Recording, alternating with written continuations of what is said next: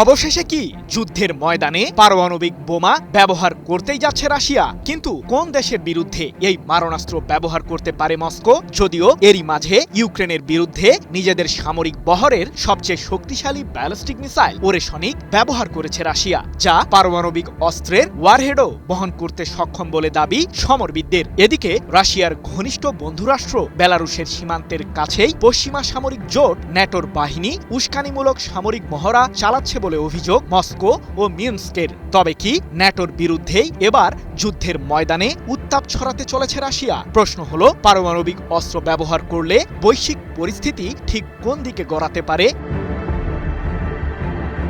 ইউক্রেনের বিরুদ্ধে যুদ্ধে নিজেদের স্বার্থ হাসিল করতে মরিয়া রুশ প্রেসিডেন্ট ভ্লাদিমির পুতিন। অবশ্য এক্ষেত্রে বেশ পিছিয়ে আছে কিয়েভ। কারণটা বেশ পরিষ্কার। এতদিন ইউক্রেনের ঘনিষ্ঠ মিত্র যুক্তরাষ্ট্র দেশটিকে সমরাস্ত্র দিয়ে সহায়তা করেছিল, কিন্তু মার্কিন প্রেসিডেন্ট ডোনাল্ড ট্রাম্প দ্বিতীয় দফায় ক্ষমতায় বসার পর ইউক্রেনকে সাহায্য করতে এগিয়ে আসেননি, যার ফলে যুদ্ধের ময়দানে রাশিয়ার বিরুদ্ধে এখন কোণঠাসা হয়ে পড়েছে ইউক্রেন।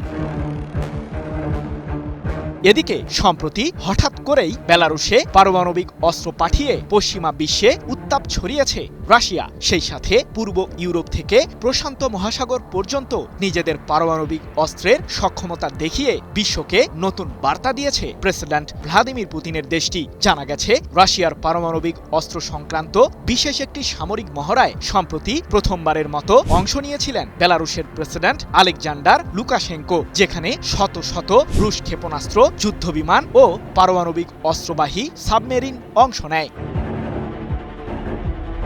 এবার নিজেদের ভূখণ্ডকে শত্রুপক্ষের আক্রমণ থেকে রক্ষা করতে পারমাণবিক অস্ত্র ব্যবহারের হুমকি দিয়েছে রাশিয়া। এ প্রসঙ্গে রাশিয়ার উপপররাষ্ট্রমন্ত্রী মিখাইল গালুজিন বলেছেন, রাশিয়া ও বেলারুশের সশস্ত্র বাহিনী পারস্পরিক সহযোগিতা ক্রমাগত বৃদ্ধি করেই চলেছে। ইউনিয়ন স্টেটের নিরাপত্তা নিশ্চিত করতে আমরা পারমাণবিক অস্ত্র সহ সব উপায় ব্যবহার করতে সর্বদা প্রস্তুত। এ সময় তিনি বেলারুশের সীমান্তবর্তী অঞ্চলে ন্যাটোর উস্কানিমূলক সামরিক মহড়াকে ঘিরে অভিযোগ তুলেছেন। ৯ জুন এক প্রতিবেদনে বিষয়টি নিশ্চিত করেছে রাশিয়ার রাষ্ট্রীয় সংবাদ মাধ্যম তাস।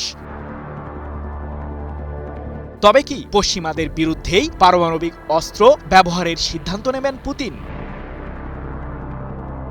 পারমাণবিক অস্ত্রের ওয়ারহেড মজুদের দিক থেকে বিশ্বে শীর্ষ অবস্থান ধরে রেখেছে রাশিয়া। দেশটির কাছে বর্তমানে প্রায় ৫,৫০০ পারমাণবিক অস্ত্রের ওয়ারহেড রয়েছে বলে দাবি যুক্তরাষ্ট্রভিত্তিক গবেষণা সংস্থা আর্মস কন্ট্রোল অ্যাসোসিয়েশনের। শুধু তাই নয়, নিজেদের কৌশলগত পারমাণবিক অস্ত্রের বহর বাড়াতেও বেশ মনোযোগী প্রেসিডেন্ট পুতিন। সম্প্রতি ইউক্রেনের বিরুদ্ধে তৃতীয়বারের মতো পারমাণবিক অস্ত্রের ওয়ারহেডবাহী ওরেশনিক মিসাইল ব্যবহার করেছে রাশিয়ার সামরিক বাহিনী। এ প্রসঙ্গে রুশ প্রেসিডেন্টের দাবি, ওরেশনিক মিসাইলকে প্রতিহত করার মতো এয়ার ডিফেন্স সিস্টেম কোনো দেশের কাছেই নেই।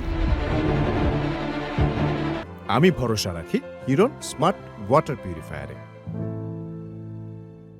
অন্যদিকে বেলারুশকেও সম্প্রতি বহু সু-25 মডেলের যুদ্ধবিমান, স্কান্দার মডেলের ব্যালিস্টিক মিসাইল এবং কৌশলগত পারমাণবিক অস্ত্র দিয়েছে রাশিয়া, যা ইউক্রেন সীমান্তের ২০০ কিলোমিটারের মাঝে বেলারুশের একটি বিশেষ সামরিক প্রশিক্ষণ কেন্দ্রে মোতায়েন আছে। এ সম্পর্কে জার্মানির ব্রেমেন বিশ্ববিদ্যালয়ের গবেষক নিকোলাই মিত্রখিন বলেছেন, কোনো কারণ ছাড়াই মিত্র দেশটির কাছে এমন সমরাস্ত্র পাঠাচ্ছে রাশিয়া। সম্ভবত বড় কিছু একটা ঘটতে যাচ্ছে, যা আন্তর্জাতিক রাজনীতিতে প্রভাব ফেলবে। এতে পারমাণবিক অস্ত্র জড়িত রয়েছে। সৃজন মাহমুদ, নিউজ 24।